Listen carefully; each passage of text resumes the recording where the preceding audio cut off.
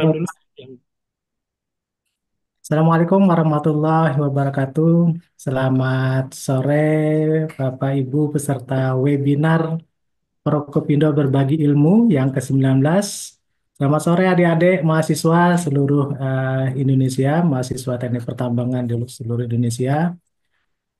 Pada sore hari ini kita kembali akan berbagi ilmu, tentunya dari salah satu pemateri yang telah hadir di hadapan kita, yaitu Pak Dr. Agus Ardianto Budiman. Selamat sore, Bapak. Selamat sore. Baik. Telah hadir juga di hadapan kita mewakili dari Forkopindo, Pak Sekjen Dr. Edi Jamal.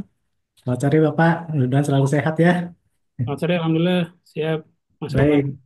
Telah hadir juga beberapa dosen dari universitas yang ada teknik pertambangan. Di sini mungkin Pak Amran ya, Pak Amran. Mungkin ada Pak Edi Saputra. Eh, Perlu saya sampaikan Pak Sekjen dari apa pendaftaran itu totalnya ada 135 peserta yang memang didominasi oleh mahasiswa. Kemudian ada 19 orang dosen, kemudian ada ASN juga dari Dirtekling Minerba KSDM. Kemudian juga ada beberapa teman-teman yang udah fresh graduate, baru lulus dan udah bekerja sebagai pekerja tambang ataupun wira swasta lainnya gitu. Mudah-mudahan ilmu ini yang kita webinar ini tetap berjalan dengan lancar. Baik, untuk mempersingkat waktu, kami persilahkan dari perwakilan Forkopindo Pak Dr. Edi Jamal untuk menyampaikan sambutan dan membuka acara sore hari ini. Silakan Bapak. Baik, Bismillahirrahmanirrahim. Assalamualaikum warahmatullahi wabarakatuh. Baik. Waalaikumsalam. Terima kasih Mas Roman atas kesempatannya. Pertama-tama saya ingin menyampaikan puji syukur kehadirat Allah Subhanahu wa Ta'ala dengan rahmat dan karunia-Nya kita bisa berkumpul lewat Zoom ya, lewat online dalam kondisi sehat walafiat. Kemudian atas nama pimpinan Forkopindo kami menyampaikan pesan dari paket 2 tidak bisa hadir pada kesempatan siang menjelang sore hari ini kalau kami di Jakarta ya. Kalau di Timur mungkin udah sore gitu ya. Kemudian juga eh, Ketua Bidang Penelitian ya, Mas Teddy juga tidak bisa hadir karena ada kegiatan lain. Jadi hari ini saya wakilkan untuk membuka kegiatan pada hari ini. Baik, pada Pak Agus, terima kasih banyak atas waktunya untuk sharing bersama kami di sini.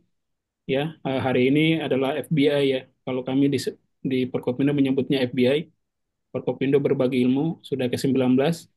Ini luar biasa buat Mas Teddy, Pak Romla, dan Mas Ilham gitu ya, dan tim yang sudah merunning kegiatan ini. Kemudian eh, yang terhormat juga kepada bapak-bapak bapak ibu yang telah hadir mungkin dari perguruan tinggi gitu ya, kemudian dari eh, Direktorat Jenderal Mineral dan Batu Bara, kemudian mungkin dari instansi yang lain, dari industri, kemudian juga dari eh, teman-teman mahasiswa, ada mahasiswa, kesempatan baik buat kita semua untuk belajar hari ini ya dengan materi yang akan disampaikan oleh Pak Agus dengan judul Petrologi Organik dalam Eksplorasi dan Pemanfaatan Batu Bara. Ya, jadi pada kesempatan hari ini kita bisa memperoleh tambahan pengetahuan gitu ya, uh, karena katanya terus belajar gitu ya, belajar sepanjang hayat untuk kita semua. Jadi saya kira ini kesempatan baik dan insya Allah Perkopindo akan terus melakukan kegiatan-kegiatan seperti ini. FBI akan pada seri-seri berikutnya dan bukan tidak mungkin Bapak Ibu yang hadir di sini, teman-teman dosen yang bisa sharing juga buat rekan-rekan atau dari Bapak Ibu dari industri juga bisa sharing buat kita semua ya. Baik, dengan tidak panjang lebar, dengan mengucapkan Bismillahirrahmanirrahim, kegiatan pada hari ini dibuka. Dan sekali lagi terima kasih Pak Agus atas waktunya dan selamat ber-FBI. Demikian, wassalamualaikum warahmatullahi wabarakatuh. Waalaikumsalam warahmatullahi wabarakatuh. Terima kasih Pak Dr. Edi Jamal. Baik, peserta webinar yang budiman, batu bara itu hitam, energi masa lalu, tapi manfaatnya terus bersinar. Dengan ilmu petrologi, kita membuka tabir rahasia, eksplorasi dan manfaatnya memang tak akan pudar. Baik, adik-adik mahasiswa, kami ingatkan bahwasanya kalau nanti bergabung, tolong mikrofonnya bisa di-mute untuk menjaga kondusif di ruang Zoom ini. Mari kita dengarkan nanti paparan dari Pak Dr. Agus Budiman. Baik, sebelum beliau membuka paparannya, kita perkenalkan dulu, beliau ini adalah dosen di Teknik Pertambangan, Fakultas Teknologi Industri, Universitas Muslim Indonesia. Jadi Pak Dr. Agus Budiman dulunya S1 Teknik Geologi, S2 dan S3-nya itu ada di Institut Teknologi Bandung. Dan beliau sudah punya gelar insinyur profesional.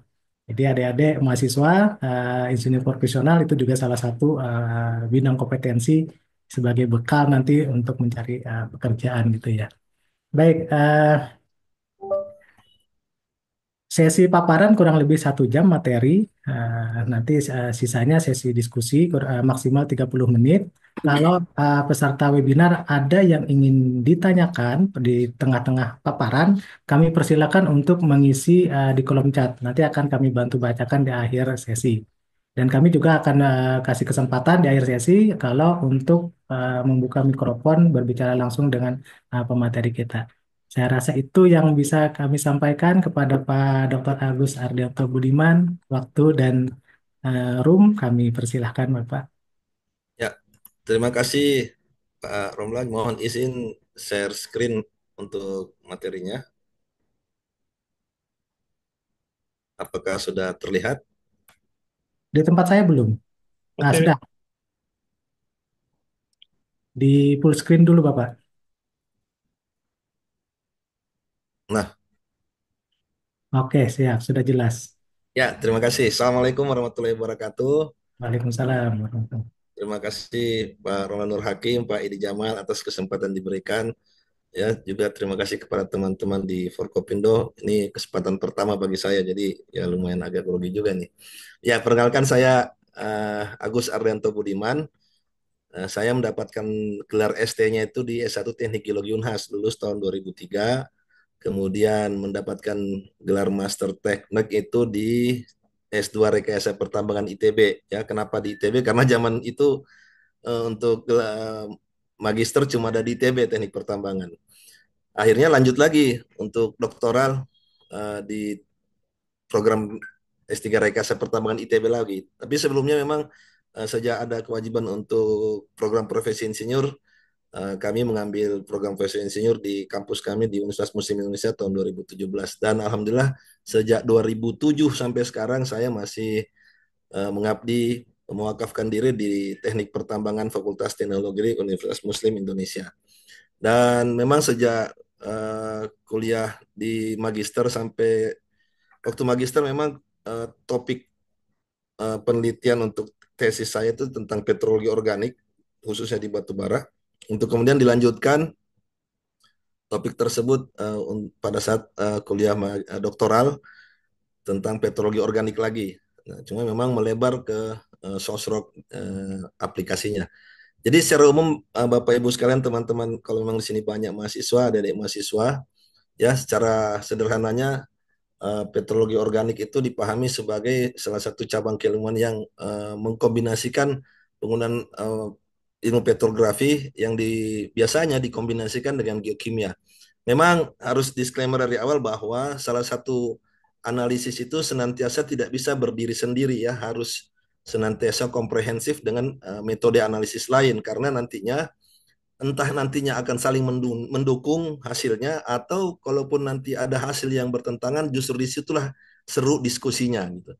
Jadi kalau ilmu batu bara kan di dunia batu bara umumnya kan ada analisis seperti proximat, ultimat, ya kemudian beberapa nanti ada kita singgung-singgung sedikit di materi ini. Nah, petrologi organik ini menjadi salah satu mungkin pendukung dari semua analisis yang ada sehingga saling menguatkan, bisa saling menguatkan dan Tentu saja seperti kalau kita di teknik pertambangan ketika bicara eksplorasi, meningkatkan tingkat keyakinan akan pemahaman kita terhadap sesuatu itu kan bisa lebih baik kalau datanya semakin banyak dan saling mendukung gitu. Sehingga aplikasinya juga bukan hanya di batu bara, ada beberapa teman-teman di batuan sedimen lainnya seperti batuan sumber minyak bumi juga menggunakan ilmu ini dalam salah satu analisis yang menjadi kunci untuk menentukan batuan sumber atau source rock dari minyak dan gas bumi. Dan memang itu juga yang sempat saya singgung pada saat mengambil program doktoral di ITB. Kemudian organik petrologi ini memang spesifik menggunakan mikroskop yang khusus ya, baik dalam untuk melihat langsung apa bentuk dari material organik di batu bara, baik dan material anorganik juga, mineral dan batu material yang ada di batu bara.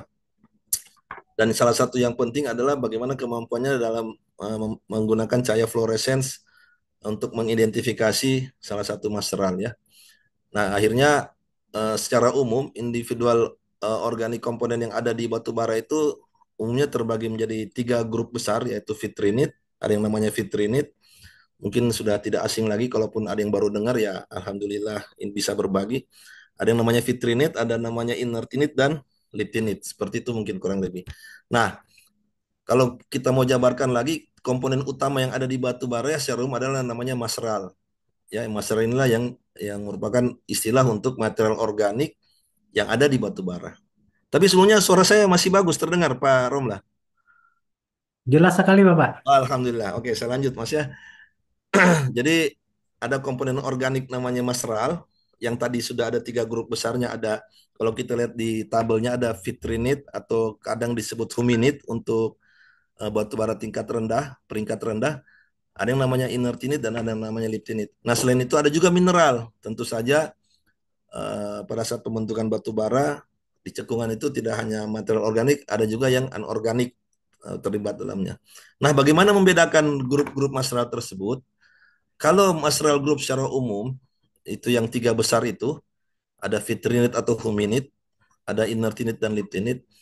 Umumnya di bawah mikroskop itu dibedakan berdasarkan eh, tingkat reflektansinya. Reflektansi itu artinya pantulan cahaya yang dihasilkan dari entitas material tersebut. Misalnya inertinit itu yang paling terang, dia lebih terang, eh, reflektansinya tingkat lebih tinggi tingkatannya karena nanti diukur dan ada angka, ada persentasenya ya. Nah, itu yang paling terang inertinit, kemudian vitrinit yang di tengah-tengah, kemudian liptinit yang paling warnanya coklat keabu-abuan. Itu yang normalnya seperti itu. Jadi umumnya material 3 material ini dibedakan dalam level reflektannya. Nah, bagaimana membedakan vitrinit dengan huminit? Seperti yang tertulis di situ, ada vitrinit, ada yang berwarna biru huminit. Huminit ini khusus untuk brown coal. Penggunaan istilahnya untuk batu bara yang peringkat rendah, jadi masih lignit gitu.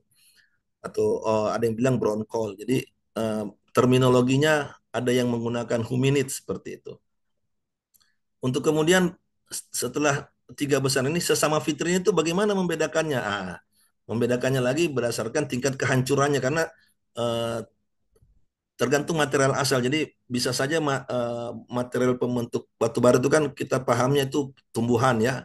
Nah, tumbuhan itu kan banyak macamnya. Ada batangnya, ada kulit kayunya, ada daun gitu. Dan ada juga tumbuhan tingkat tinggi, ada tumbuhan tingkat rendah. Ada yang pohon, ada yang perdu gitu. Ada yang dibilang kayu, ada yang perdu seperti itu. Nah, tingkat kehancurannya itu ini dibedakan menjadi 3 kalau di vitrin sendiri. Ada namanya telofitrinit. Telofitrinit ini maksudnya vitrinit yang masih kelihatan lah struktur kayunya, jadi belum terlalu hancur gara-gara proses-proses yang terjadi. Ya, seperti kita ingatkan lagi proses pembentukan batu bara kan setelah tumbuhan itu terendapkan ada namanya penggambutan dulu. Setelah penggambutan itu lebih ke fisik dan fisika, proses-proses fisik penggambutan, dan ada namanya pembatubaraan. Nah, pembatubaraan ini kan ada proses kimia dan lain-lain. Nah, inilah yang membuat material-material selain karena asalnya, mungkin karena prosesnya membuat dia lebih hancur, tidak terawetkan gitu. Nah, jadi telofitrin ini masih masih terlihat lah struktur-struktur asal. Jadi kalau kadang di bawah mikroskop kita masih bisa lihat struktur-struktur kayunya. Nah, nanti ada gambar yang bisa kita lihat. Kemudian detrofiltrinit ini yang lebih hancur. Dia seperti hancur-hancuran, jadi sebagai material-material yang sudah terpisah-pisah satu sama lain. Biasanya dibedakan dengan dalam ukuran. Ada yang di bawah 10 mikron namanya vitrodetrinit. Ada yang hancur-hancuran tapi masih bersatu juga. Nah, namanya kolodetrinit. Nah, kalau jelofitrin itu kayak jelifikasi. Jadi lebih jelly gitu, Kak. Artinya kebayang kalau ada sesuatu yang ketika dia mungkin lapuk atau rusak, tapi karena mungkin karena apa lebih basah, lebih berair, jadi dia jelly gitu. Nah, itu namanya jelofitrinit. Prosesnya namanya jelifikasi. Nah, itu yang kedua itu subgrup masteral itu dibedakan berdasarkan kehancurannya. Nah, sedangkan masteralnya sendiri dibedakan berdasarkan morfologi atau tingkat jelifikasi. Jadi, kalau telofitrin ini terbagi dua, ada apa? Ada telinit atau kolotelinit.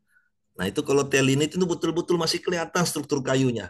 Nah, kalau telinit struktur kayu tidak kelihatan, tapi dia masih kelihatan masif, belum terlalu hancur, belum juga terjelifikasi. Seperti itulah.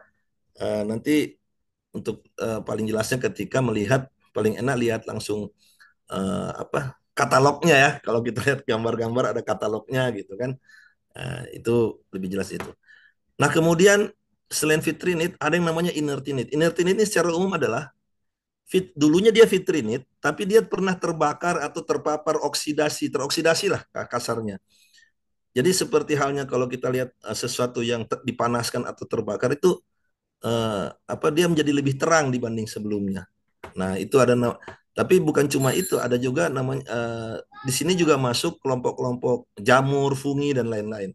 Jadi ada namanya fusinit, semifusinit, ada namanya funginit. Funginit itu betul-betul jamur, ya. Kemudian ada sekretinit, makrinit. Makrinit ini dia sudah tidak terlihat lagi struktur selnya karena biasanya merupakan ubahan. Ya, jadi yang masih kelihatan struktur selnya itu kayak fusinit, semifusinit dan funginit. Nah, sedangkan untuk yang sudah tidak terlihat lagi struktur selnya ada namanya sekretinit, makrinit, dan mikrinit.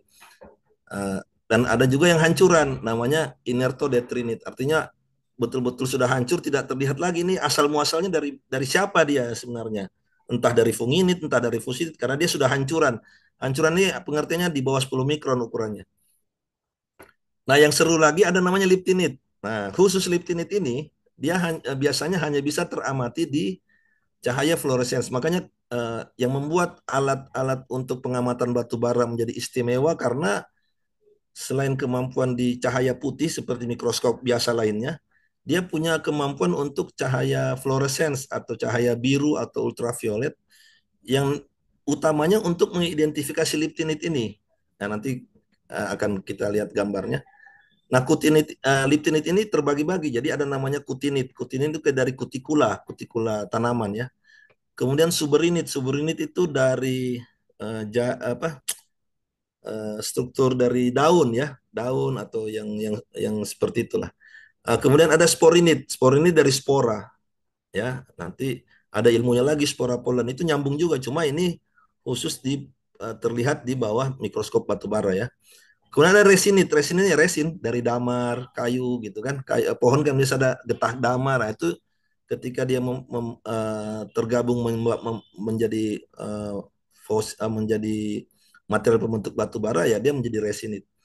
Kemudian ada eksudatinit. Kalau eksudatinit ini adalah mineral yang liptinit yang berasal dari liptinit sebelumnya. Jadi kayak liptinit teralterasi lah, terubah. Secondary liptinit. Kemudian ada alginit. Alginit itu dari alga, ya. Alga. Kemudian ada liptodetrinit. Ini hancuran. Jadi setiap macam mineral ini tentu saja ada hancurannya. Kalau vitrinit namanya vitrodetrinit, hancurannya dari vitrinit. Kalau inertinit, hancurannya namanya inertodetrinit, ya, detrinit. Kemudian kalau liptinit namanya liptodetrinit. Seperti itu ya. Kalau bituminit, dia ubahan dari alga yang berubah kemudian menjadi massa dasar, biasanya nanti kelihatan. Nah, selain mineral di batu bara juga ada mineral. Tentu saja bisa teramati di bawah mikroskop mineral. Jadi yang umumnya muncul biasanya gampang teridentifikasi itu adalah pirit, terutama framboidal pirit yang banyak muncul di batu bara di Indonesia ya, terutama batubara yang terendapkan di daerah delta. Kemudian ada clay mineral, tentu saja di setiap cekungan pasti ada material-material dari pelapukan batuan sebelumnya yang berukuran clay yang bisa terbawa kemana-mana, akhirnya ikut masuk terendapkan seiring terendapkannya gambut dan batu bara. Dan banyak mineral lainnya seperti kalsit dan segala macam itu juga kadang menjadi nampak diamati di bawah mikroskop. Baik, untuk selanjutnya, ya secara umum begini, teman-teman sekalian, adik-adik mahasiswa, Bapak Ibu dosen yang hadir, ilmu petrologi organik secara umum membawa kebermanfaatan dalam dua hal. Ya, ketika kita seperti sudah dibahasakan sebelumnya, senjata utamanya lah pengamatan di bawah mikroskop, under mikroskop, mikroskopi, pengamatan mikroskopi. Nah, dua hal ini menjadi spesial dalam alat itu karena itu tadi saya bahasakan kemampuannya dalam melihat materialnya baik di cahaya putih maupun di cahaya fluorescence. Kalau di cahaya putih, ketiga-tiganya bisa nampak terlihat, dan spesial di cahaya fluorescence itu untuk melihat kehadiran liptinit. Jadi kebermanfaatan pertama adalah melihat karakter dan komposisi material dan mineral. Sehingga dari karakter dan komposisi material dan mineral itulah nantinya berguna untuk melakukan interpretasi lingkungan pengendapan. Jadi dari keberadaan komponen-komponen itu, bisa kita menginterpretasi, menganalisis kira-kira dulunya batu bara ini bagaimana kondisi pengendapannya, cekungannya, dan kondisi dari penggambutan sampai ke pembatu bara.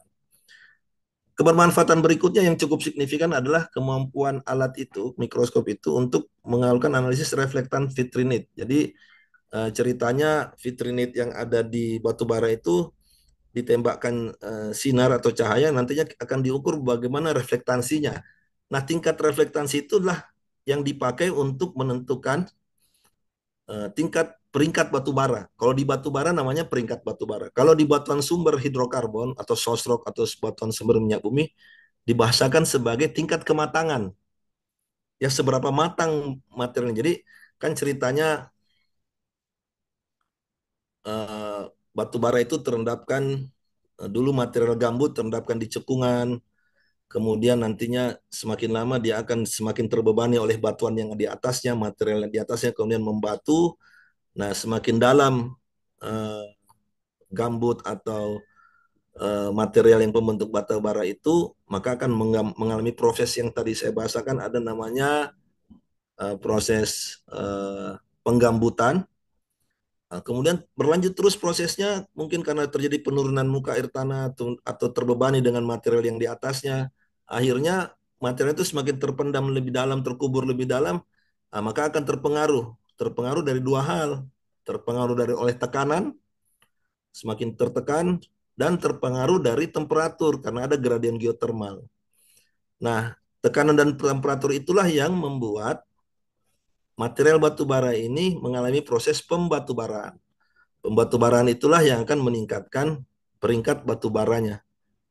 Ya, nanti ada klasifikasinya ketika diukur menjadi reflektan vitrinit. Nah, disitulah nanti dijadikan parameter ukur seberapa pembatubaraan. Baik, kita bahas dulu tentang bagaimana kebermanfaatan mengetahui karakter dan komposisi dari material dan mineral itu terhadap analisis atau interpretasi lingkungan pengendapan. Nah, jadi ada beberapa parameter indeks yang bisa digunakan. Ada 4 secara umum.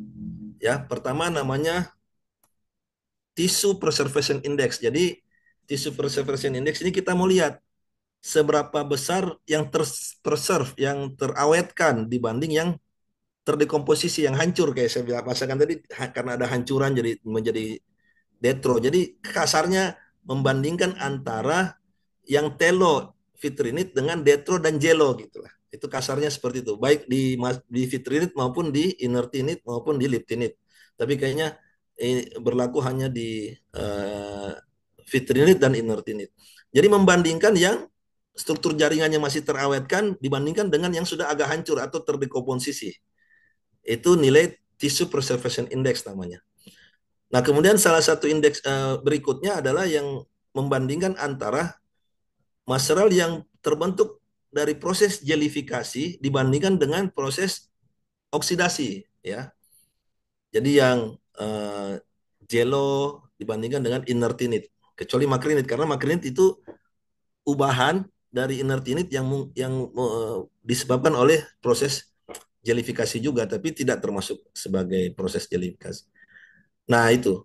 Nah dari dua indeks ini uh, sudah dibuatkan skema diagramnya untuk apa pengaruh dari kedua nilai indeks ini terhadap interpretasi lingkungan pengendapan. Karena nantinya dari dua kondisi ini, dua indeks ini yang bisa menggambarkan dua kondisi bagaimana dulunya batu bara ini terbentuk, itu bisalah digunakan untuk menginterpretasi bagaimana kondisi lingkungan pengendapannya. Apakah di terestrial, limnik, atau telmatik, dia apakah wet forest swamp atau dry forest swamp, dalam keadaan basah atau dalam keadaan kering, ya kan.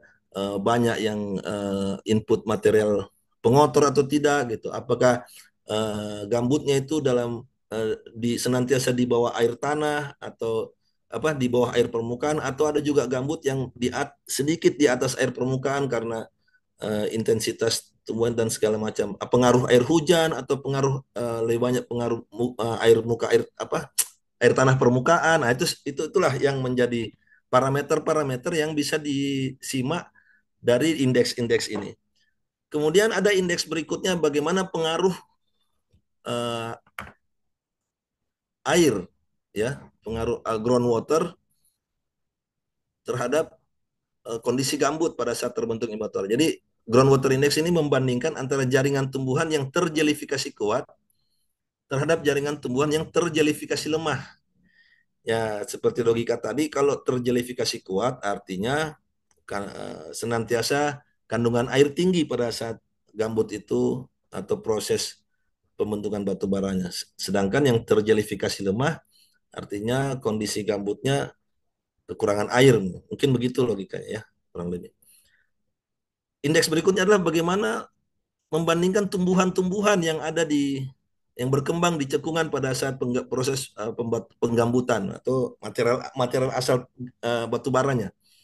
Jadi vegetation index ini membandingkan antara material yang berasal dari tumbuhan kayu dan yang berasal dari perdu. Karena di situ bisa dilihat kalau yang dari kayu pasti banyak vitrinitnya. Kalau yang dari perdu dominan detrovitrinit, seperti itu, ya. Artinya yang hancur-hancur lah ya. Dan juga banyak tumbuhan tingkat rendah, ya, yang menghasilkan spora, kutinit, alga dan segala macam. Tapi juga ada litinit yang memang berasal dari tumbuhan yang tingkat tinggi kayu, ya, seperti suberinit, resinit. Resinit tentu saja kalau logikanya damar, getah damar itu kan dari pohon, bukan dari perdu misalnya, seperti itu. Kurang lebih seperti itu, teman-teman sekalian. Sehingga dari dua indeks ini bisa bisa juga ada grafik dan skema yang untuk penentuan bagaimana jenis gambutnya. Jadi mungkin nanti teman-teman bisa lebih lebih advance lagi belajarnya jenis-jenis gambut, misalnya jenis gambut reotropik itu apa ya? Mesotropik, ada ombrotropik, ada oligotropik. Jadi ini gambut, jenis-jenis gambut yang melihat dari apakah gambut ini tersuplai dengan nutrien yang baik atau miskin akan nutrien. Nutrien itu maksudnya apakah ya bergantung juga dengan air, ya, kondisi air di pada saat penggambutan dan gambut itu berkembang, seperti itu. Nah, selain interpretasi lingkungan pengendapan, tentu saja salah satu kebermanfaatan petrologi organik adalah untuk membuat menentukan peringkat batu bara seperti dibahasakan tadi. Dari nilai reflektan vitrinit itu akan membantu kita untuk menentukan peringkat batu baranya. Ya, kalau di batu bara kan kita bicara rank atau peringkat atau tipe atau grade. Nah, khusus rank batu bara ini salah satu parameter yang paling sering digunakan sebagai penentu adalah reflektan dari vitrinit, ya. Jadi teknisnya itu vitrinit di bawah mikroskop itu ditembakkan cahaya, nanti diukurlah berapa reflektansi dari vitrinit tersebut. Ya, jadi kalau reflektansinya 0 sampai 0,2 sampai 0,3 mungkin masih masuk kategori lignit, ya. Kemudian 0,3 ke atas 0,4, 5, 6, 0,8 sampai 0,6 itu subbituminus. Jadi ada lagi yang bagi subbituminus A, B, dan C. Kemudian ada namanya high volatile bituminous, itu di reflektan 0,7 sampai 1 ya. Nanti di antara 1,2 ke atas itu. Nah, ini eh, tabel ini sudah cukup ya banyak beredar ya. Ini dari Teh Muller. Jadi kalau memang penentuan rank batu bara umumnya bisa dilihat dari tabulasi ini. Jadi selain reflektan dikaitkan juga dengan berapa sih volatilmeternya, berapa karbonnya, dan bed moisture. Jadi ada beberapa parameter lain, tapi umumnya orang lebih eh, pakai yang reflektan vitrinit seperti itu teman-teman sekalian. Sehingga kalau kita bisa lihat apa sih kebermanfaatan petrokimia organik dalam ketika kita melakukan eksplorasi. Nah, tentu saja pada saat kita ingin eksplorasi batu bara, umumnya orang kan banyak, seperti saya bahasakan tadi, banyak analisis yang kita bisa lakukan, proximat. Jadi misalnya contoh dapat singkapan batu bara, apa yang biasa umumnya orang lakukan kan, misalnya analisis proximat, kalori, dan segala macam. Nah, tentu saja kalau ingin advance, bagaimana kita mengevaluasi lingkungan pengendapan batu bara. Dari evaluasi lingkungan pengendapan kita bisa tahu dulunya ini batu baranya berasal dari gambut yang terendapkan di mana, apakah di rawa, di delta, atau di lagun, atau di cekungan di intramontana misalnya, ya. Karena dari situ bisa kita lihat kira-kira bagaimana penyebarannya, seperti itu.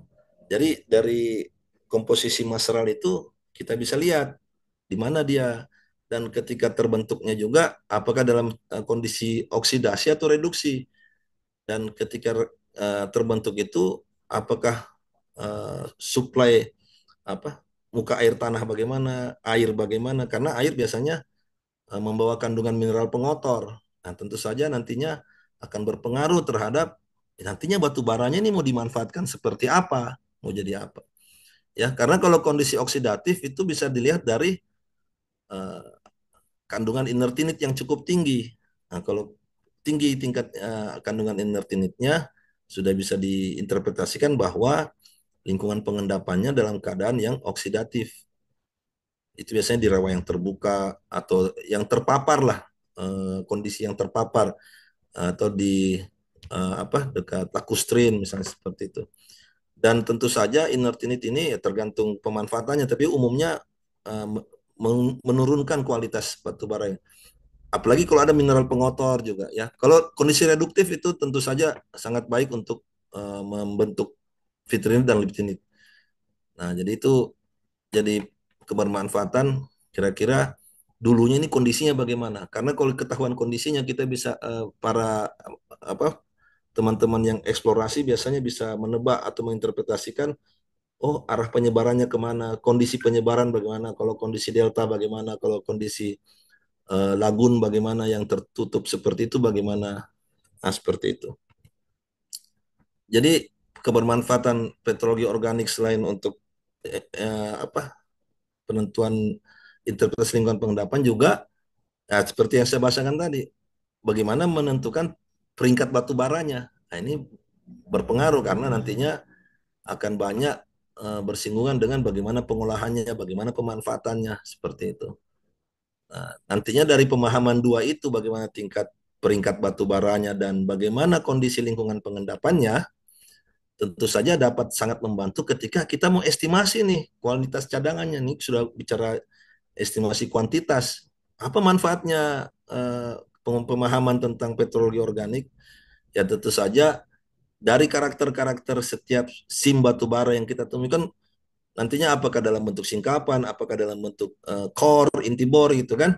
Nah, di situ bisa dianalisis lagi ini distribusi secara horizontal dan vertikalnya bagaimana, ada kemenurusan nggak, karakternya berubah nggak dari satu titik ke titik berikutnya, atau dari satu kedalaman berikutnya, ini karakternya berubah enggak? Atau ini memang SIM yang berbeda misalnya. Banyak kasus misalnya kalau saya dapat singkapan sini dan singkapan berikutnya, apakah ini SIM yang sama? Ya kan teman-teman kadang bisa lihat, oh sama ini karena apa? Karena karakteristik makroskopisnya nih ya batu bara mah sama-sama hitam kali, nah gitu.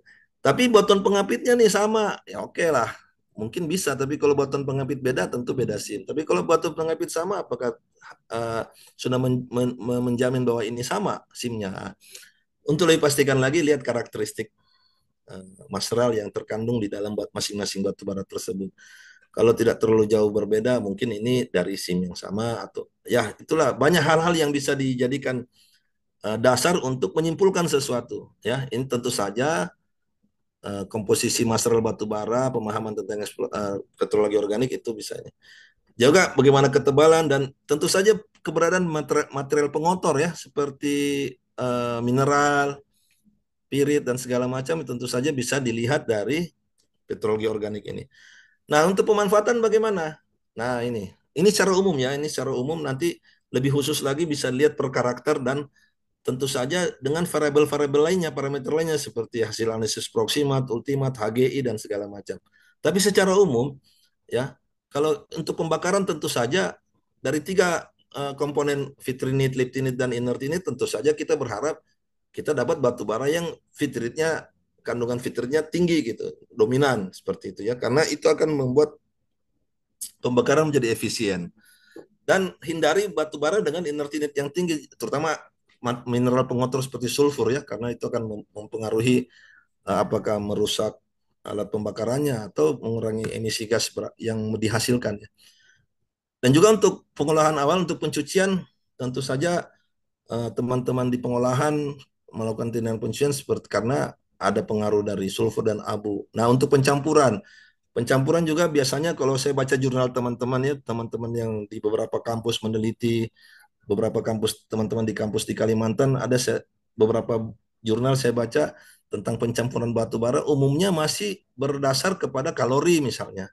Kalori yang tinggi sama rendah mau dapat yang nilai sedang kan gitu biasanya kan berapa banding berapanya gitu. Nah, ternyata ada juga yang perlu diperhatikan kalau mau bagus. Jadi mencampur antara yang kan ini kalau inertinit kan secara logika dia menurunkan kualitas batu baranya. Nah, bagaimana mencampur supaya bisa bagus? Dicampurkan yang ada liptinit. Jadi campurannya antara yang banyak inertinit dan dengan yang banyak liptinitnya seperti itu. Bisa saling menyeimbangkan. Nah, kurang lebih begitulah. Salah satu kebermanfaatan pemahaman tentang material batu bara dari petrologi organik. Dan untuk pembuatan bahan kimia, ya kembali lagi karena liptinit itu adalah material yang senantiasa mengandung aromatik ya, untuk kemudian dia menjadi salah satu material yang membuat volatimeter itu cukup signifikan ya. Karena memang kalau di batuan sumber hidrokarbon, liptinit itu alga terutama menjadi tipe koregen 1 dan tipe koregen 2. Dan memang lebih liquid, menghasilkan liquid hidrokarbon ketimbang vitrinit yang lebih menghasilkan gas. Nah, jadi kita bisa lihat kalau kita mau produksi pemanfaatan untuk seperti itu, liptinit bagusnya untuk pencairan batu bara dan untuk gasifikasi cocoknya yang banyak vitrinitnya seperti itu mungkin. Inertinit betul-betul sebaiknya cari yang rendah kandungannya. Seperti itulah kurang lebih pemahaman tentang penonton. Tentu saja ini mendukung nilai-nilai yang lain, parameter-parameter lain seperti itu. Nah, baik, selain teori-teori itu, ada baiknya kita membahas contoh kasus yang pernah kami kerjakan. Mohon maaf. Nah ini, ya salah satunya ketika mengikuti program magister, salah satu tema yang diangkat dalam tesis yang saya kerjakan adalah bagaimana petrologi organik terhadap formasi Tanjung dan formasi Warukin. Nah, ini dikaitkan dengan kompleksitas geologi, ya. Jadi di perusahaan tambang tersebut ada beberapa pit yang memang pit-pit tersebut diklaim sebagai ada pit yang dinyatakan sebagai pit dengan kompleksitas geologi yang kompleks. Nah, ada kompleksitas geologi yang moderat, ada kompleksitas geologi yang sederhana. Nah, berangkat dari tiga jenis kompleksitas tersebut, kita mau lihat nih bagaimana eh, kandungan mineral dan komposisi mineral tingkat ya petrologi organiknya lah.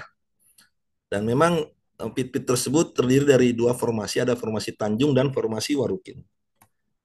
Maka itu kita melakukan eh, apa pengambilan data berupa sampel batu bara di tiga macam pit ya, ada pit yang kompleks. Pit yang kompleks ini dapat dilihat dari kondisi singkapan lapisan batu baranya. Jadi ada perlipatan, ada sesar ya. Bisa dilihat ini yang bagaimana kompleksnya pit ini. Tentu saja menjadi tantangan bagi teman-teman yang ingin coal getting di sana, harus betul-betul hati-hati gitu ya. Nah, cuma kita mau lihat nih apa sih pengaruhnya kompleksitas ini terhadap batu baranya gitu. Nah, ini yang di bawah ini ada yang moderat. Jadi moderat itu mungkin tidak sehebat yang kompleks. Ada sesar tapi ya tidak tidak sampai membulak-balik seperti itu ya. Dan ada yang sederhana. Untuk kemudian kita lihat ini dari perusahaan kita dapatkan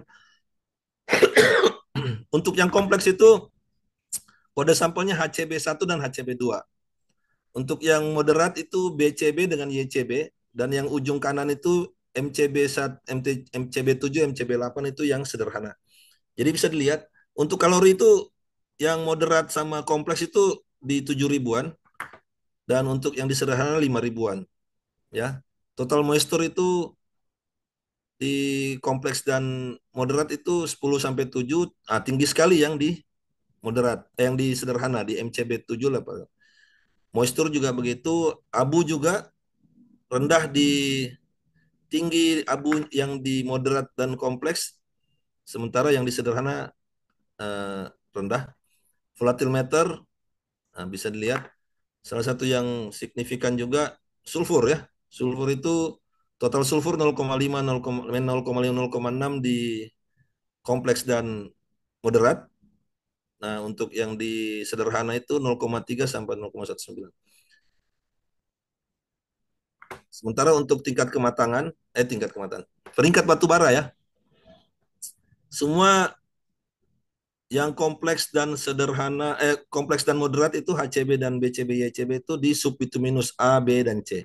Sementara yang kondisi geologi sederhana itu masih peringkat lignit ya, kalau dilihat dari reflektan vitrinitnya. Nah, kita bahas salah satu yang dianalisis juga komposisi masral ya.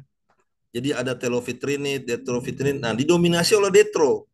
Kalau kita bisa lihat, ini pengambilan sampelnya untuk lebih teliti kami mengambil play by play. Jadi setiap dalam SIM 2 meter itu kita lihat setiap ada perubahan kita pisahkan pengambilan sampelnya. Jadi play by play itu dalam artian ketika ada perubahan, kalaupun dia homogen kita tentukan jarak 20 cm, ambil satu sampel. Jadi jarak pengambilan sampel. Jadi kebayang dalam satu SIM 2 meter itu kita ambil 6 play. Seperti itu. Nah, akhirnya kita lihat di sini ya, dominan detro dan segala macam, ada yang di sederhana itu. Nah, kalau kita mau lihat analisisnya, akhirnya kita bahas. Ini yang kompleks. Yang kompleks itu seperti kita lihat kebanyakan detrovitrinit. Ya, dari semua play 1 sampai play 6 itu kebanyakan detrovitrinit. Di kondisi geologi pit dengan kondisi geologi moderat juga kebanyakan detrovitrinit. Sama yang di sederhana juga kebanyakan detro. Nah, ini sekedar informasi buat teman-teman. Yang dua di atas ini formasi Tanjung, yang bawah itu yang sederhana formasi Warukin. Kemudian setelah kita tahu komposisi masralnya, kita bisa tebak interpretasi nih. Dominan ini perdu atau kayu yang membentuk batu bara ini. Nah, setelah kita masukkan nilai-nilainya, umumnya perdu. Ya tentu saja karena detrovitrinitnya banyak. Kalau kita baca, kembali lagi detro itu hancuran-hancuran dan umumnya dari perdu ya. Sama yang pit dengan geologi moderat juga kebanyakan perdu dibanding kayu. Nah, ini formasi Tanjung. Nah, bagaimana dengan formasi Warukin yang geologi sederhana? Sama juga, ternyata perdu dan kayu juga. Seperti itu ya. Sehingga kalau kita plot sudah dapat nilai TPI dan GI-nya, kita plot lingkungan pengendapannya. Ini yang kompleks. Umumnya di kondisi limnik pada Mars dengan material plastik yang cukup banyak ya, karena tinggi, mineralnya kan tinggi. Kalau kita lihat tadi mineralnya sampai, kandungan mineral itu sampai 12%, ada 8%, ada 24%, ya cukup tinggi ya. Jadi ada plastik Mars. Kalau kita lihat yang kondisi geologi yang moderat, oh sama ternyata, limnik juga. Kondisi diinterpretasikan lingkungan pengendapan di kondisi yang limnik. Nah sama, yang sederhana juga. Jadi bisa dibilang ketiga kondisi ini, batu bara yang terendapkan di pit dengan tiga kondisi kompleks, moderat, dan sederhana, dengan perbedaan formasi dua yang moderat, yang kompleks sama moderat itu Tanjung dan yang sederhana itu Warukin, ternyata komposisi material pembentuk batu baranya sama, sehingga interpretasi lingkungan pengendapannya kondisinya sama gitu.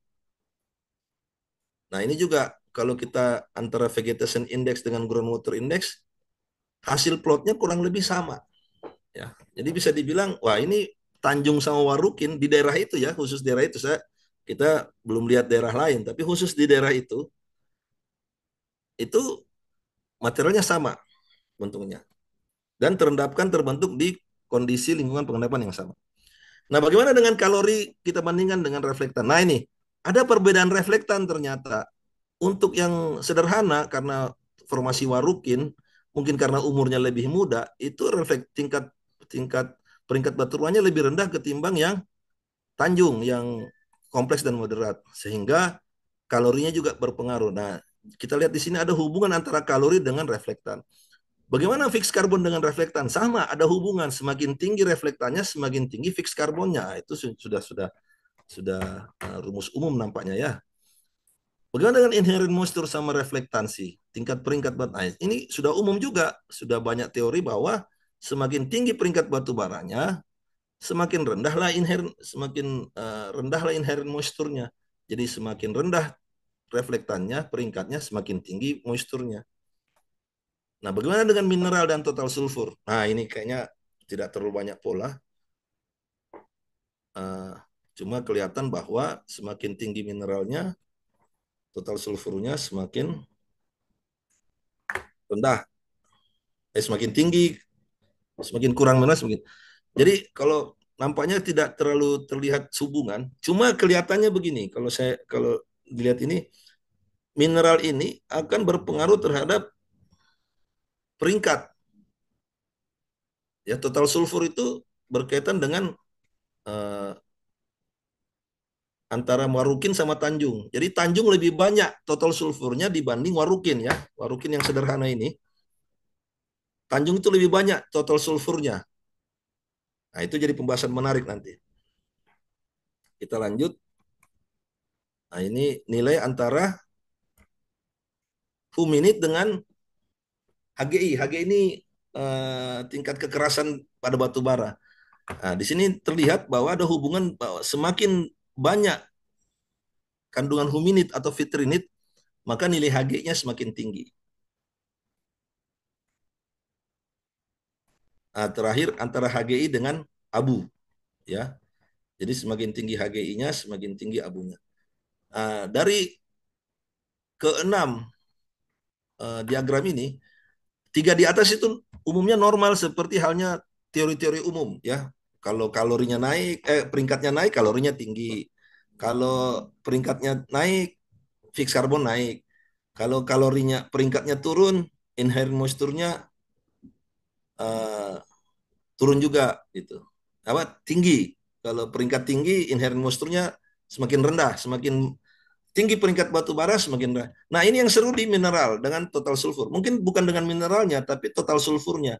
Bahwa untuk kompleks dan moderat, yang notabene itu adalah formasi Tanjung, itu lebih tinggi total sulfurnya ketimbang Warukin yang sederhana. Nah, ini bisa, padahal ini kan sudah dibilang tadi itu kandungan mineralnya sama, kondisi lingkungan pengendapannya sama, tapi kenapa total sulfurnya berbeda antara Tanjung sama Warukin? Nah, inilah jawabannya bahwa ternyata formasi Tanjung itu makanya dia menjadi moderat dan kompleks karena dulunya terendapkan dekat-dekat dengan basement, sehingga masih ada proses sinrif, ada proses graben lah, struktur masih bekerja lah. Sehingga pada saat batu bara mulai terendapkan, banyak terpengaruhi oleh uh, struktur geologi. Sehingga itulah yang membuat dia menjadi kondisi geologi kompleks dan moderat. Sedangkan untuk Warukin itu sudah di kondisi yang sederhana, jadi tidak terlalu terpengaruh oleh struktur lagi, ya sehingga diduga banyak celah-celah dari struktur itu yang membuat mineral-mineral sulfida itu uh, masuk ke dalam lapisan batu bara, ya sulfur terutama, yang tentu saja bisa dibuktikan seandainya diamati lebih jelas, bisa dibuktikan dengan banyaknya sulfur epigenetik. Ya, sulfur epigenetik itu sulfur yang terbentuk setelah proses pembatu bara. Ya, nanti kalau teman-teman mau lebih detail tentang sulfur bisa baca tulisannya Pak Widodo ya, Widodo 2010, beliau menulis tentang bagaimana fluktuasi struktur sulfur di ini. Nah, itu yang diwarukin. Ini contoh kasus lain yang kita bagaimana peranan petrologi organik adalah karakterisasi hasil pencampuran batu bara. Seperti saya bahasakan tadi, teman-teman umumnya kan mencampur batu bara itu kalori tinggi sama rendah mau cari yang sedang gitu kan. Nah, dalam penelitian ini kita coba ternyata di batu bara di formasi Toraja itu ada 3 tingkat peringkat batu bara dari eh, apa? Kita mau coba campur-campur lah pakai analisis proximat. Kalau batu bara A, B, dan C ini ada 3 jenis batu bara dari 3 macam peringkat ya. A, B, dan C. A-nya itu reflektansinya 0,4 sub bituminus, B itu 0,94 high volatile bituminus, dan 1,25 medium volatile. Dengan kondisi posisi nilai-nilai proximat seperti ini ya. Nah, kita coba dari A, B, dan C. Kita mau campur coba. Kita campur A dengan B. Itu jadinya sampel D. Bisa dilihat nilai-nilai yang ada adalah bersenantiasa nilai-nilai tengah dari dua nilai itu. Misalnya contoh inherent moisture A itu 2,14, B 0,96, ketika dicampur dia jadi 1,47. Nilai tengah ya. Umumnya semua begitu, semua semua parameter begitu. Jadi tinggi rendah dicampur jadi sedang, tinggi dengan tinggi sekali jadi agak tinggi begitu. Sehingga bisa dibilang setelah batu bara dicampur, kalau melihat dari analisis proximat itu kita nggak bisa lihat lagi ini batu baranya asal muasalnya sebenarnya apa gitu, apa karakteristik awal. Nah, maka kita coba gunakan petrologi organik berupa peringkat batu bara dari reflektan vitrinit. Kita bisa lihat di sini, reflektan vitrinit A tambah B menjadi, kalau nilai-nilainya iya, nilainya pasti cari nilai tengah lagi, seperti analisisnya. Tapi kita bisa lihat dari fragmentogram ya, histogram dari reflektan ini.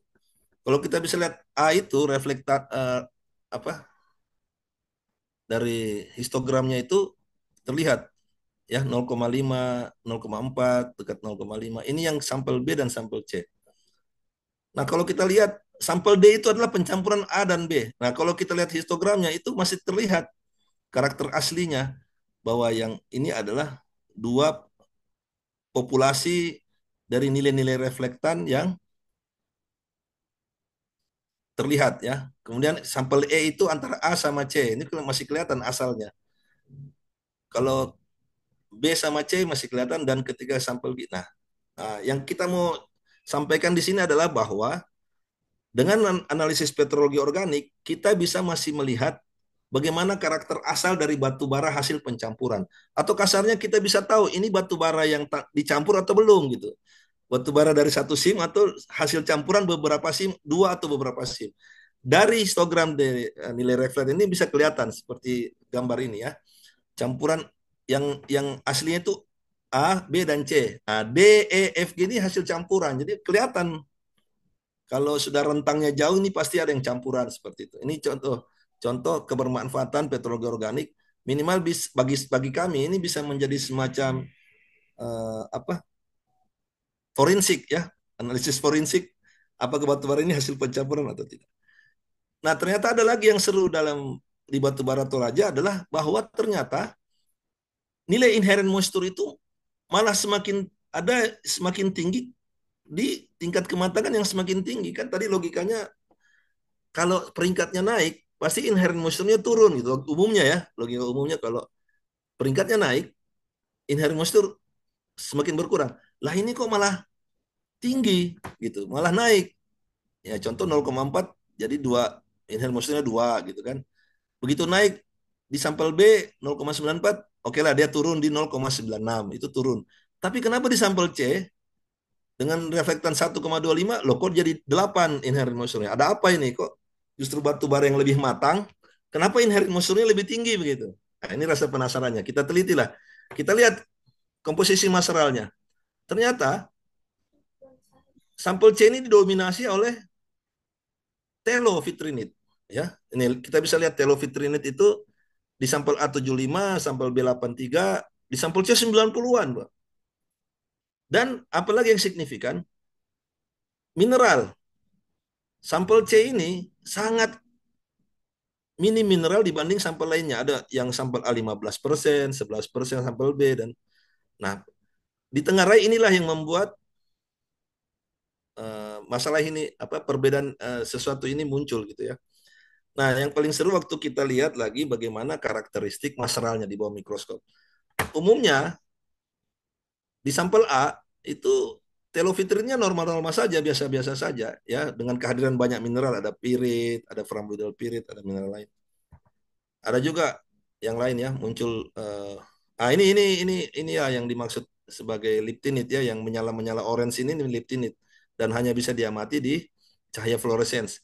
Jadi contoh sampel E itu adalah kenampakan multi chamber funginit ya, jamur fungi single chamber di cahaya putih ya, dan beberapa kalau lihat teman-teman lihat yang bulat-bulat itu itulah jelo ya, jelo vitrin. Nah, ketika di cahaya fluorescence, salah satu lubang di funginit ini terisi oleh eksudatinit yang menyala orange di gambar F. Nah, itu di cahaya cahaya fluorescence. Sama seperti di sampel gambar G dan gambar H. Gambar G itu adalah alga dan gambar F itu gambar H itu adalah uh, spora atau dia kutinit. Nah, ini sampel B yang dengan tingkat kematangan yang sedang dengan inherent moisture 0,9. Nah, di sini baru kita lihat ternyata banyak lubang-lubang di telofitrinitnya yang umumnya batu bara yang normal-normal saya itu dia mulus saja. Ini ternyata banyak lubang-lubang, banyak pori-pori. Dan kalau lihat gambarnya, ini kesannya ada lubang yang muncul arah aliran. Kita lihat gambar A dan gambar B, ada arah aliran. Nah, diduga dekat-dekat singkapan batu bara ini namanya devolatilisasi vesikulos. Jadi pori karena ada devolatilisasi. Bisa saja ini pelepasan gas-gas yang ada di batu bara itu sendiri, atau ada gas dari luar batu bara ini yang lewat gitu. Kasarnya gitulah. Bagaimana bisa terjadi? Ini biasanya terjadi dekat-dekat daerah intrusi karena ada pemanasan yang cepat dan dalam waktu yang singkat dan cepat dan perubahan temperatur yang cukup signifikan ya. Biasanya itu oleh intrusi. Tapi intrusinya tidak merubah struktur apa vitrinit mineral yang lain cepat, tapi membentuk lubang-lubang ini. Dan itu juga muncul di sampel C. Tapi masing-masing punya pori. Kenapa yang B tetap rendah, yang C tinggi? Ya tentu saja kalau kita lihat komposisi lagi, di C itu lebih besar ketimbang di B.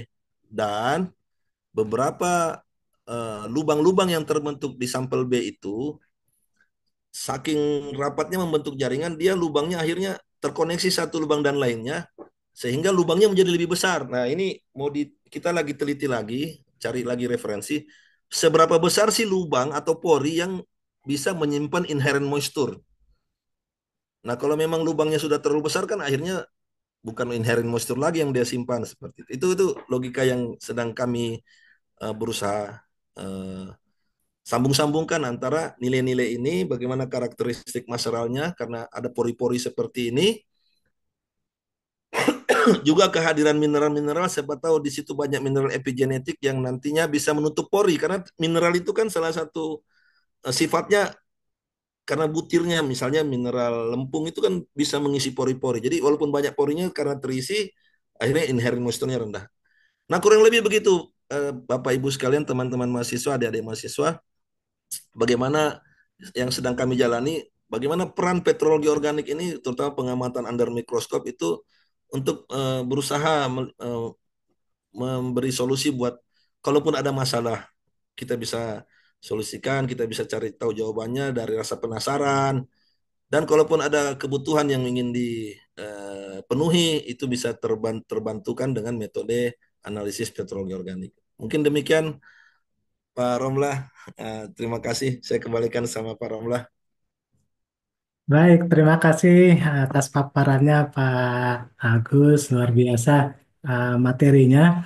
Jadi banyak istilah yang kami baru kenal juga dari kuliah ini. Jadi terutama juga untuk adik-adik mahasiswa ya.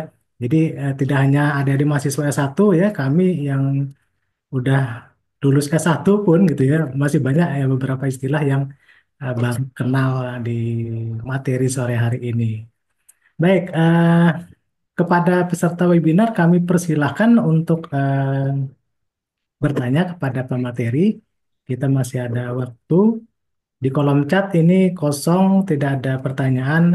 Kami persilahkan barangkali kalau mau menghidupkan mikrofonnya kepada peserta yang mau bertanya.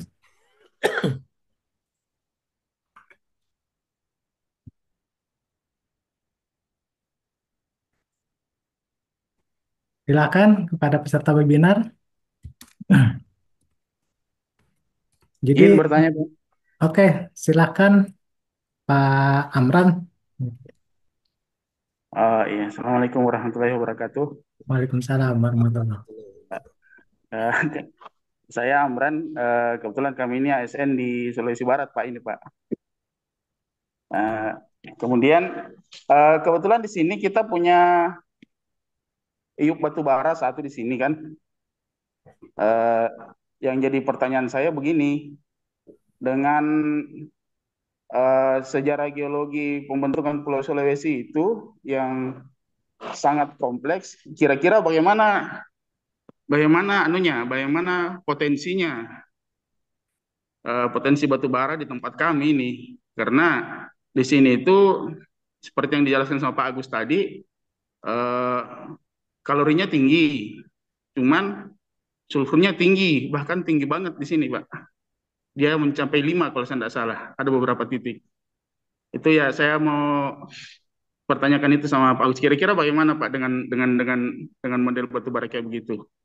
Terima kasih. Assalamualaikum warahmatullahi wabarakatuh. Waalaikumsalam warahmatullahi. Silakan Pak Agus. Oh langsung ya, baik. Terima kasih. Terima kasih Pak Amran. Sebenarnya bagusnya kita diskusikan di warung kopi saja ini kalau. Tapi secara umum begini Pak, logikanya, alur berpikirnya bahwa ketika kita bertemu dengan bahan galian, apapun itu batu bara atau apa, nomor satu kan kepikirannya ini pemanfaatan, kita memanfaatkan seperti apa, seperti itu. Bayangan kita kalau ketemu batu bara, apa pilihan-pilihan pemanfaatannya, ya? Apakah jadi bahan bakar di pembangkit listrik atau bahan bakar di industri apa? Karena tiap industri kan punya spek yang diharapkan. Ya, jangan itu pembangkit listrik saja. Ketika datang pembangkit listrik alat-alat dari Cina, logika saya kan mereka merancangnya dengan batu bara Cina gitu. Datang ke Indonesia, pakai batu bara Indonesia, wah harus setting ulang lagi nih barang sebenarnya kan, logikanya begitu. Jadi pertama berpikir, tapi atau bisa dibalik, dengan kondisi batu bara ini bisa dimanfaatkan jadi apa? Akan begitu. Jadi bisa dari depan belakang, belakang ke depan. Dan memang kita tidak bisa terlalu egois juga hanya dari segi keilmuan, dari segi bisnis juga harus dihitung juga kan sebenarnya. Ini kira-kira kalau memang bagus kondisinya, tapi kan seperti saya bahasakan tadi Pak, satu variabel akan saling berhubungan dengan variabel. Misalnya kuantitasnya bagaimana, ketebalan singkapannya bagaimana, ketebalan lapisannya bagaimana. Ini prospek lah kalau kita tambang misalnya, terus model penambangannya sebenarnya. Jadi banyak hal yang bisa disebutkan. Cuma secara umum teman-teman saya yakin ilmunya berkembang Pak. saya dengar teman-teman di pengolahan dia punya cara untuk menurunkan abu dan sulfur misalnya lewat metode pencucian lah, metode itu ilmu ilmu teman-teman di sebelah misalnya kan. Jadi eh, bagian kita adalah mengkarakterisasi, memberikan data-data fakta kenyataannya bahwa ini kandungannya begini, begini, begini, begini. Nah, tentang bagaimana pemanfaatannya, pengolahannya itu saya yakin kita harus duduk banyak banyak orang, banyak pihak yang harus duduk bersama yang punya keahlian masing-masing seperti itu. Jadi mohon maaf tidak bisa langsung memuaskan pertanyaan Pak Amran ya. Jadi kalau bagi saya ilmu kami itu bagaimana memaparkan faktanya, karakteristiknya itu begini, begini, begini, begini, begini. Ya kandungannya begini, anunya. Nah, tentang bagaimana mau diapain barang ini, nah, itu ada ilmunya lagi, Pak. Ya, misalnya kalau kandungannya ini tinggi, dengar-dengar bocoran sih ada namanya pencucian, ya, menurunkan kadar abu dan sulfur misalnya. Ada flotasi juga Pak ya, kalau dengar-dengar ya. Pokoknya ada beberapa metode Pak Amran. Ya, bagaimana mengakali karakter yang fakta yang kita dapatkan tentang karakter batu bara ini mau digunakan seperti ini, mau diapain? Kami pernah Pak, ini mohon maaf kalau boleh dicerita di forum ini. Kami, saya pernah ikut tim yang diminta untuk menganalisis kira-kira eh, batu bara yang di tempat kami ini bisa jadi apa? Ini kata yang punya lokasi yang punya lokasi di pertambangan itu, kami punya bagian dari batu bara ini yang menurut kami selama ini waste ya, nggak ada manfaatnya. Tapi sayang banyak bener kan, memang tipis-tipis 1-2 meter tapi luas dan banyak gitu. Nah kalau jadi waste kan, aduh sayang gitu. Kira-kira bisa nggak dimanfaatkan? Nah itu kami diundang untuk, tapi banyak ahli yang terlibat Pak. Kami dari petrologi organik untuk mengkarakterisasi bagaimana di bawah mikroskop. Terus ada ahli untuk pengolahan batu baranya, ada ahli penambangannya, banyak ahli yang terlibat. Ya seperti itu Pak Amran. Jadi eh, jangankan yang seperti itu bahwa ketika melihat faktanya seperti itu mau diapain, nah itu banyak hal yang bisa harus dirembukkan dan harus dibicarakan kira-kira nanti bisanya jadi apa seperti itu.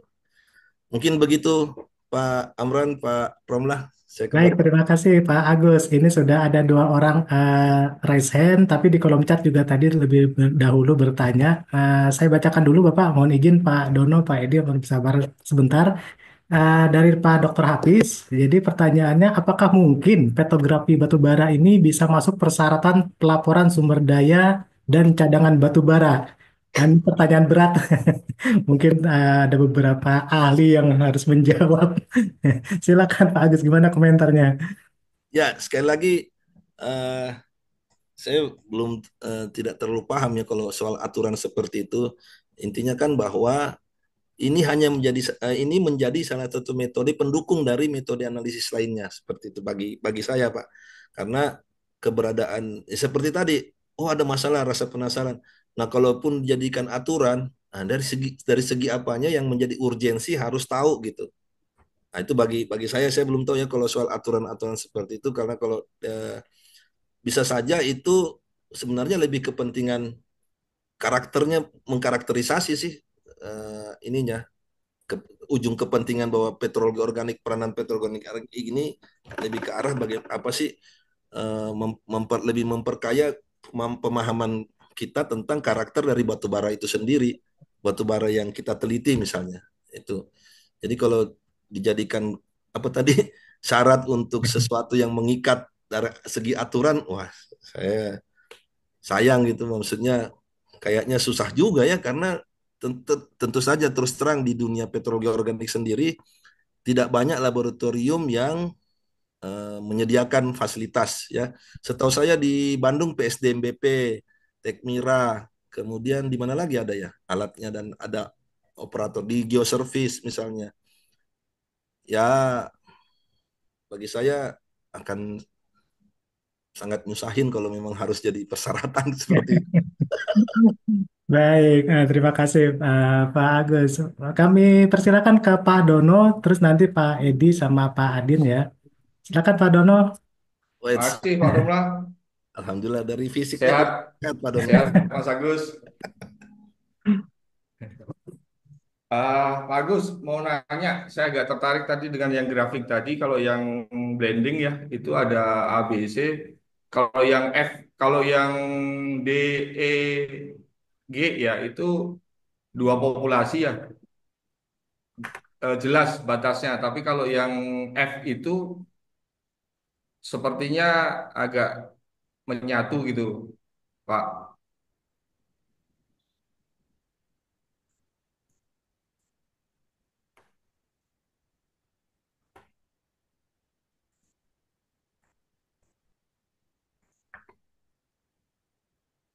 Cek suara saya terdengar, Pak Mas Agus? Terdengar Pak di tempat saya. Ah, Ya Pak yang Dono, barusan. Pak. Ini saya buka buka. Ini Pak ya. Ya, ya, ha, ha. Nah, yang F itu ya sebenarnya kan kalau yang D, E, G kelihatan ya dua populasi ya. Tapi kalau yang F itu kan hampir hampir satu populasi ya kelihatannya ini. Nah, bagaimana membedakan bahwa kalau yang terjadi grafiknya hampir satu begitu, walaupun memang kelihatan dari yang B dan C itu kan memang hampir mirip ya gitu ya. Nah, itu pertama. Yang kedua, yang grafik hubungan tadi, Mas Agus.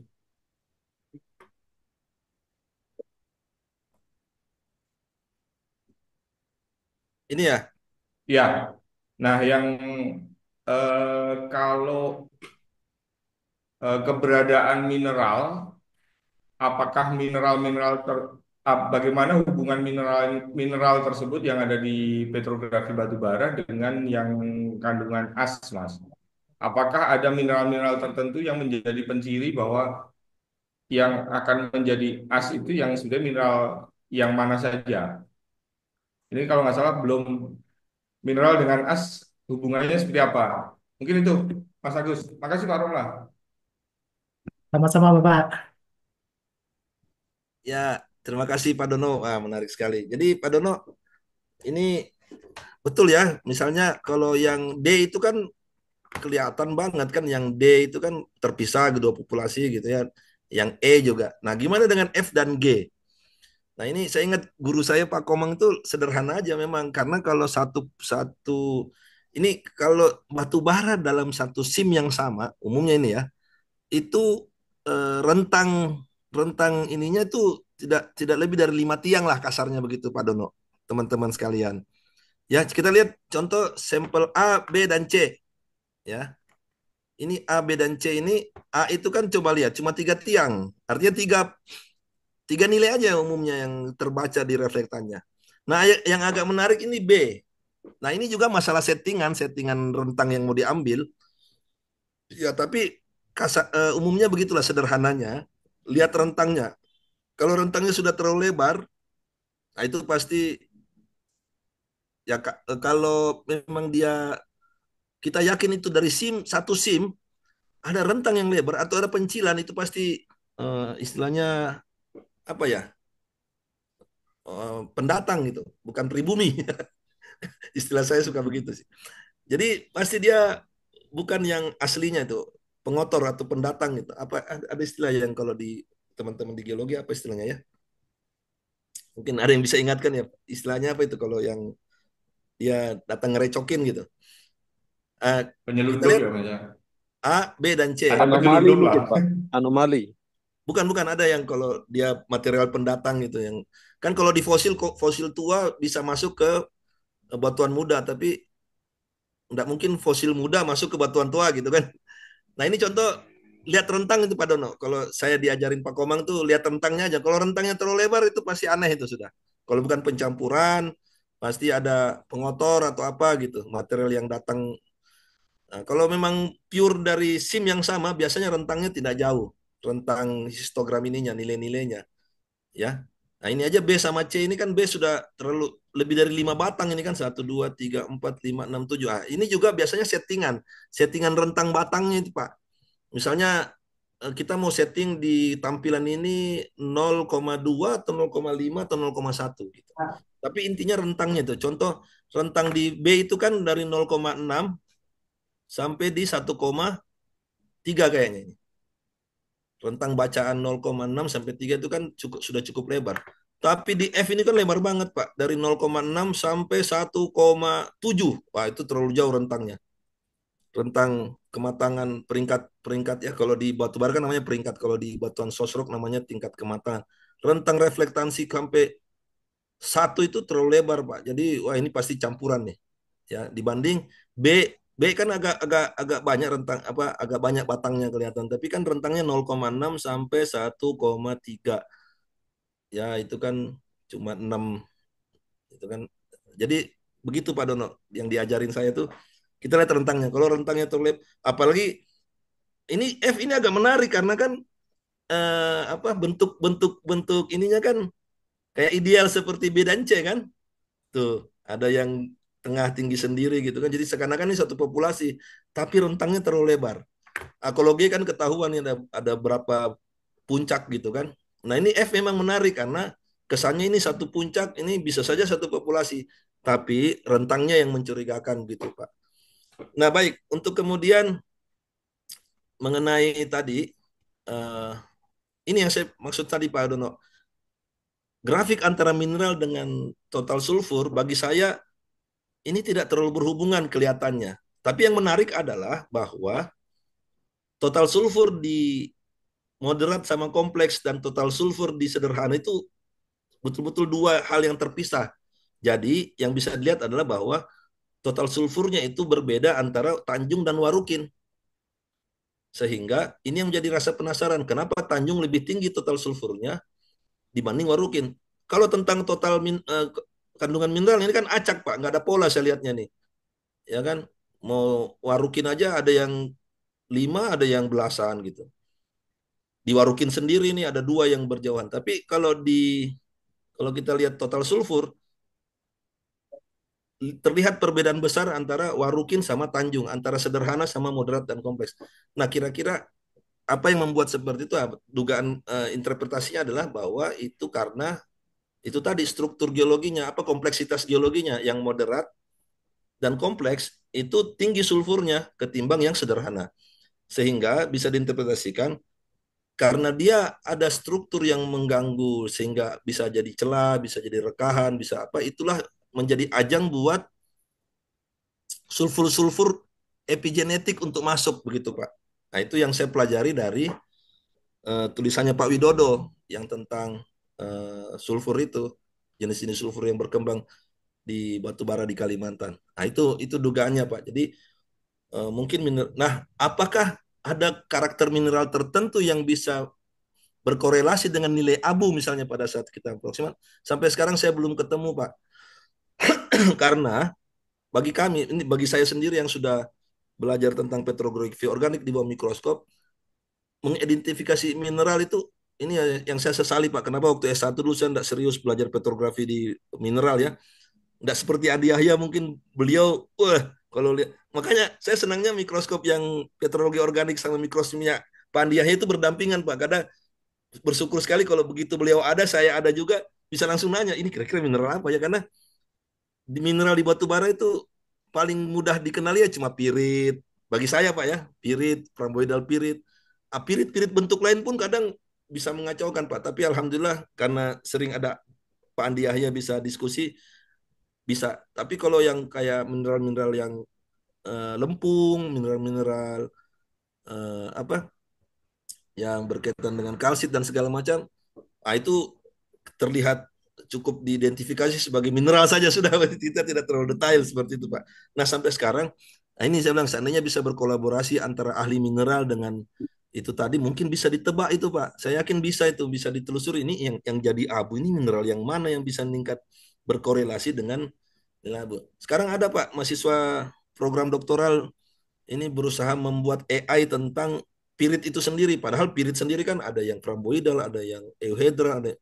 Nah itu Pak, seperti itu. Jadi bagi saya pribadi Pak, dan kayaknya di dunia yang saya kenal beberapa analis atau operator yang ini belum sampai ke sana Pak. Bagaimana mengkorelasikan antara persentase mineral di pengamatan petrografi organik, komposisi mineral dan mineral dikaitkan dengan nilai abu yang ada di analisis proksimat misalnya.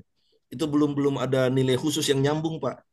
Karena jangankan itu untuk ini saja ya, contoh saya waktu main di Sosrok itu belum ada korelasi langsung antara berapa persentase maseral, terutama vitrinit dan inertinit dengan TOC, Pak, total organik karbon. Itu belum ada korelasi langsung juga, kita belum bikin rumusannya. Dan memang itu salah satu tantangan dan tantangannya, Pak, di dunia petrologi organik ini. Tapi bisa menjadi insight buat kami, Pak Dono. Terima kasih.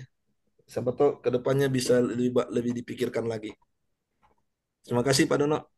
Ya, thank you Oke. Mas.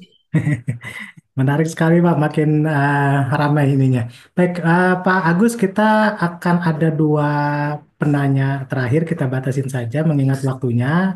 Selanjutnya nanti yang raise hand Pak Edi Saputra, nanti satunya dari kolom chat itu ada dari satu mahasiswa. Kami persilakan Pak Edi Saputra yang raise hand. Terima kasih Pak Rumia. Salam jumpa Kanda secara online. Alhamdulillah, Pak Edi. Mohon izin ini bertanya sedikit ngedumel barangkali pertanyaannya karena memang beberapa waktu yang lalu saya baca-baca teori pembentukan batu bara dan ada memang juga yang mendukung teori abiogenik begitu. Nah, salah satu eh, dasarnya itu bahwa ada masalah batu bara yang ternyata ditemukan itu ternyata isotopnya itu bukan dari material organik begitu. Nah, sepanjang pengalaman Kanda Agus ini dalam mengamati secara petrografi, apakah memang ada kondisi seperti itu yang ternyata masaral-masaral batu bara yang memang tidak mengindikasikan bahwa itu berasal dari unsur biologi gitu, biologis begitu barangkali. Terima kasih. Ya, eh, terima kasih Pak Edi. Langsung Pak Romla ya jawabnya. Silakan Bapak, silakan. Sebelum saya salah tangkap, maksudnya ini pertanyaan apakah ada unsur dalam petrologi organik, masalah batu bara yang bukan dari biologi begitu maksudnya? Yang bukan dari unsur-unsur tumbuhan atau Oh iya. hewan di masa lampau gitu, Kanda. Ya, ini menarik sekali ya. Jadi eh, biasanya karena ini kami mengenali objek itu berdasarkan hasil belajar di katalog atau di referensi gitu ya, kasarnya. Jadi misalnya kalau kita lihat ini, oh ini sih namanya vitrinit. Nah vitrinitnya apa? Apa ini telo, jelo, detro, itu. Kemudian inilah yang mungkin dinamakan oleh referensi itu liptinit. Karena kan biasanya referensi itu yang ideal-ideal, yang kita lihat kan, ini apa ini ya gitu. Nah beberapa eh, entitas itu memang kita tidak bisa kenali ya, misalnya mineral ya, mineral itu kita tidak bisa tahu ini mineral. Kalau pirit enak bisa kita langsung karena sudah ada referensi dan sering lihat pirit atau mineral lempung atau mineral kalsit atau apa yang berkaitan, dan juga kita bisa tebak-tebak karena kita tahu ini batuannya formasi apa terendapkan di mana. Nah, gitu. Tapi kalau yang asing-asing itu yang daripada kita pikir pusing, itu kadang kita tidak hitung. Atau kalau kita yakin dia mineral tapi tidak yakin mineral apa, ya sudah mineral saja gitu. Makanya biasanya di kolom kolom kolom yang dihasilkan laboratorium itu bisa dilihat ya MIRA atau PSDMBP ya. Selain maseral, ketika mineral biasanya beberapa lab cuma tulis mineral pirit, eh, iron oxide misalnya. Ini kayak PSDMBP dia tulis ada juga pilihan iron oxide atau pirit atau lempung, clay mineral, pirit, iron oxide, others. Gitu aja, empat aja sudah. Jadi mineral lain yang tidak dikenali sudah others aja sudah gitu. Malah ada beberapa lab cuma tiga, clay mineral, pirit, others. Sudah. Karena sebenarnya kan kepentingan kita di maseralnya dan untuk mineral kepentingannya adalah pirit biasanya karena industri itu memperhatikan itu. Ada industri yang memperhatikan, coba kandungan sulfurnya itu diperhatikan gitu. Itu contoh ya. Kecuali ada industri yang pengen perhatian lain, mungkin nanti dimasukin juga sama para lab atau operator atau ini. Jadi kalau maksudnya Pak Edi itu bahwa ada material lain yang bukan biologi, nah biasanya kami pun ya sudah ini kita daripada pusing ya dianggap tidak ada saja misalnya, kecuali sesuatu yang betul-betul bikin penasaran yang harus kita tidak lanjuti. Contoh Pak Edi, ya contoh ini contoh. Selama ini waktu awal-awal belajar, saya lihatnya liptinit itu asal terang di fluorescence warna orange itu liptinit sudah itu. Ah, lama-lama tidak, Pak. Mungkin itu sampel dari Kalimantan, Sulawesi, iya. Begitu saya ketemu sampel dari Papua, Pak. Nggak boleh saya bicara begitu. Karena ada mineral-mineral tertentu yang punya sifat fluoresens nyala betul kayak liptinit. Tapi bentuknya bukan liptinit. Ah, itu masalah. Jadi saya diskusi dengan Pak Komang, dengan Mas Andi Yahya. Ini apa ini ya? Jadi kayak itulah contohnya. Ada hal yang asing bagi kami. Hal baru mungkin. Dan mungkin karena dari daerah yang baru yang tidak umum misalnya. Nah, itu harus diskusi. Ternyata memang ada mineral. Kami buka lagi referensi, diskusi dengan Pak Andi Yahya yang ahli mineral. Oh, memang ada mineral-mineral tertentu yang punya sifat fluoresens seperti itu. Tapi uniknya dia hadir berlima misalnya ini mineral yang sama nih kelihatan nih lima, yang fluoresens cuma satu nih kan kurang ajar betul saya bilang. Menyesatkan betul kan, bikin bingung kan. Hadir lima di situ berteman mirip semua, begitu fluoresens yang nyala cuma satu Pak. Jadi itu contohnya Pak. Jadi semoga nyambung dengan yang ditanyakan. Terima kasih Pak Edi. Baik, terima kasih Pak Agus. Kita masuk ke pertanyaan terakhir, Pak Agus, dari Ayu Delpi, mahasiswa Teknik Pertambangan Universitas Jambi. Pertanyaan pertama ini, jika pada suatu endapan batu bara terdapat dua struktur, sesar atau patahan yang berjarak 100 meter, apakah itu tergolong kondisi geologi sederhana, kompleks, atau moderat jika hanya berdasarkan satu struktur saja? Nah, yang kedua, bagaimana menentukan kondisi apakah itu sesar naik, sesar turun, atau sesar oblik di lapangan? Kemudian dari ketiga sesar itu, adakah salah satu sesar yang menguntungkan dalam proses penambangan? Ya, baik terima kasih. Menarik sekali jawabannya. Jadi seingat saya Pak ya, penentuan kompleks moderat sederhana itu ada di ini ya, ada dokumennya ya. Kalau nggak salah itu SNI Ya, 5015 2019. ya. Tapi kalau yang pernah saya alami dengan teman-teman yang sedang bekerja di lapangan di beberapa pit, sederhananya gitu aja. Kalau yang namanya kompleks itu nyusahin karena batu baranya bolak-balik apa gitu kan. Nah, tingkat nyusahinnya agak rendah dikit tapi ada gitu, ya itu moderat lah gitu. Dan kalau sudah betul-betul tidak ada hambatan, tenang, nah itu sederhana. Karena seingat saya di dokumen itu implikasinya adalah dari data pemboran kan Pak. Kalau moderat harus lebih rapat gitu ya Pak ya. Betul Pak, setahu saya juga dari data pemboran Ya, sebenarnya. maksudnya justru dijustifikasi dulu dia sederhana, moderat atau kompleks berimbas ke cara pengambilan data gitu kan. Nah, bagaimana menjustifikasi moderat, sederhana dan kompleksnya itu kayaknya di dokumen itu tidak terlalu detail Pak ya. Yang di Betul, betul. imbasnya bagaimana bekerja di daerah kompleks, moderat dan sederhana. Tapi bagaimana menentukan kompleks, moderat, sederhana? Nah, itu strukturnya itu. Nah, bagi saya pemahaman saya ketika bekerja, kalau sudah nyusahin gitu, kompleks ini kayaknya permasalahannya ini. Kalau moderat tuh ada, tapi nggak nyusah-nyusahin banget gitu. Kalau sederhana ya tenang-tenang. Kayak tadi foto-foto tadi kan kalau diwarukin, enak lapisannya kan, tenang, rata, datar gitu kan, nggak nyusahin gitu. Begitu ketemu moderat, agak miring-miring lagi lapisannya, harus dipikir lagi cara nambangnya kan begitu. Nah, tentang bagaimana sesar oblik, apa itu apa tadi jenis-jenis sesarnya, saya pikir tuh ada ahlinya lagi deh ya, jadi ngukur-ngukurnya dia. Waktu saya sarjana dulu, skripsi saya tuh menentukan jenis sesarnya dari striasi. Ya, jadi ada cermin sesar, ukur striasinya, berapa pumpet, masuk ke rumus, masuk ke diagram, keluarlah nih sesarnya slip fault, net fault, apa, mengiri, menganan, atau bagaimana. Itu ada. Tapi ya sekarang sudah jarang dipakai lagi karena perhatian kita bukan ke situ. Jadi mohon maaf. Dan bagaimana menguntungkan dalam proses penambangan, ya kembali lagi tadi ya. Sebenarnya kalau kebetulan miringnya sesarnya itu bikin kalau sesar mah udah mengganggu banget Pak ya, kayak tadi udah nyusahin betul deh sebenarnya. Kalau kompleks tentu tidak menguntungkan bagi saya kalau ada sesar di situ. Terima kasih. Betul, sepakat Pak. Jadi kalau ada struktur itu biasanya lebih kompleks, tidak hanya bentuk bahan galian yang susah ditambang gitu. Jadi kestabilan pun menjadi masalah juga kalau banyak struktur ini. Baik, Eh, terima kasih Pak Agus. Ya, terima kasih Pak. Kita tadi ini Mas ternyata ada satu pertanyaan. Apakah kita perbolehkan Pak Mas Agus? Ini ada dari Mustafa. Oh, langsung aja ya. Ini kan beliau tanyakan perbedaan komposisi material. Tadi sudah dibahas Betul. di tempat yang saya, Pak ya. Di tempat yang saya teliti, nggak tahu kalau yang lain kan biasa bisa saya berubah. Di tempat yang saya teliti itu disatui, itu tidak ada perbedaan, Pak. Yang perbedaan itu justru di total sulfur itu tadi ya sama reflektan. Kalau komposisi material sudah nampak tadi di tabel dan diagram itu nggak ada perbedaan. Secara umum tidak ada perbedaan yang signifikan.